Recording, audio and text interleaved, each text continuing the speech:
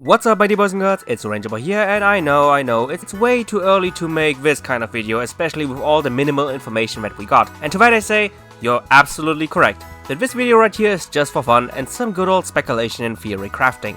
But what if I also told you that based on past executions we can already speculate on a potential future ZA anime, how it will happen, what kind of story it will be about, and why it needs to happen. So if you want to know more, then grab some popcorn, grab some cookies, and let's do this. Let's tackle theory number 1. How will the Pokemon ZA anime happen? To answer that question, in my opinion, we actually have two very interesting options of how the Pokemon ZA anime will come to fruition. Option number 1, the Legends Arceus special way, aka the Pokemon anime referencing certain aspects of the Legends ZA games in a special like they did back then with Journeys and the Legends Arceus episodes. But long, you are probably asking yourselves, how can you reference the Legends ZA games, which is about the past of Kalos and Zygarde, if we already have a Zygarde just recently appearing in the Horizons anime? But that's the thing, this Zygarde right here in Horizons is not the same exact Zygarde from back then in the XYZ anime. You can still do it the way Journeys did back then. As we all know, during the runtime of Journeys, we also had a Legends Arceus special running simultaneously at the same time as the main anime, in which Ash, Go, and a Returning Dawn started off that special by referencing the game. They dressed up according to that specific period, they learned about the lore and history of Hisui, and they even interacted with the Pokemon that were once known as the Hisuian starters. So theoretically, if they are going to do another special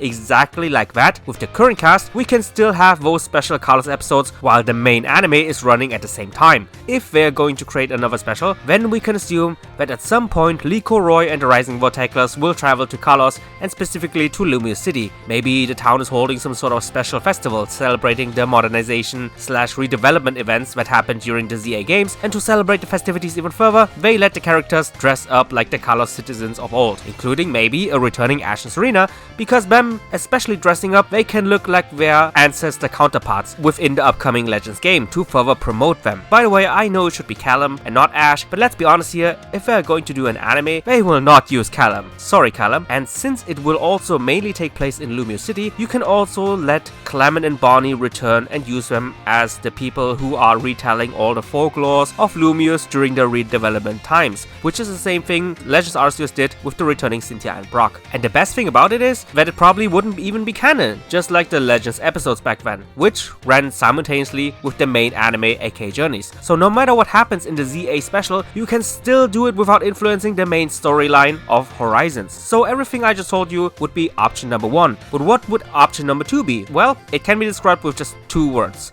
Time travel. To be honest, this option right here would be way more fun in my opinion. First of all, I love when Pokemon out of nowhere pulls out the time travel gimmick and just lets the main characters meet past characters in the most obscure kind of way. By the way, I was actually really surprised of how many times the anime has actually used time traveling. Just look at the list right here. I was stunned. So, since time travel isn't as unusual as I initially thought it would be, why not just let Liko and Roy travel into the past while they're visiting Kalos, and throughout those shenanigans they somehow land in Lumiose during the 1890s, and since they are strangers in an unfamiliar environment, through circumstances they meet the ancestor of Serena. So we would have a return of Serena.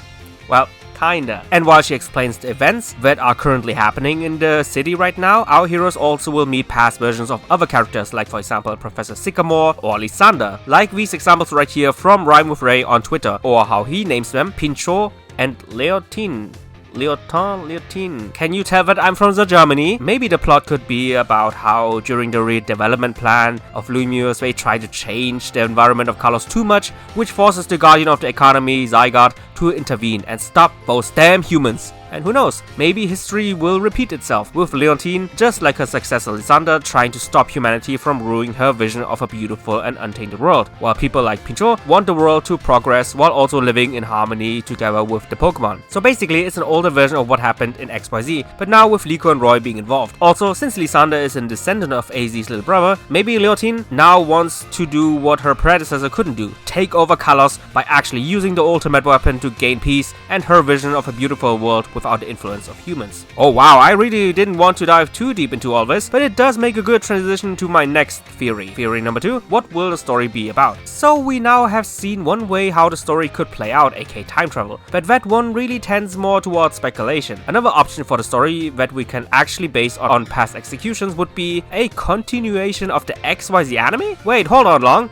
How does that work? For that we have to once again take a look back at the Legends Arceus special during the Gen 8 days. We constantly call it the Legends Arceus special, but in reality it wasn't really that. It just started as a promotional piece for the Nintendo Switch game, but then at the end of episode 1 it slowly but surely transitioned into something that nobody has ever expected, a continuation of the Diamond and Pearl anime, in which a returning Team Galactic tried to return Cyrus back to their dimension, while using the powers of both Arceus and Heatran to do so, with Ash and his friends trying their best to stop them. So if we follow that exact same formula, that means that the potential ZA special would just start as a promotion for the upcoming game, but then transition into an unexpected continuation of the XYZ anime. And I think that a lot of fans within the community would love that, since Gen 6 is regarded as one of the best Pokemon anime of all time. But if it would take that route, what would the story be about? Pretty simple: the return and revenge of Lysander. Remember him? The last time we saw him, he was a little bit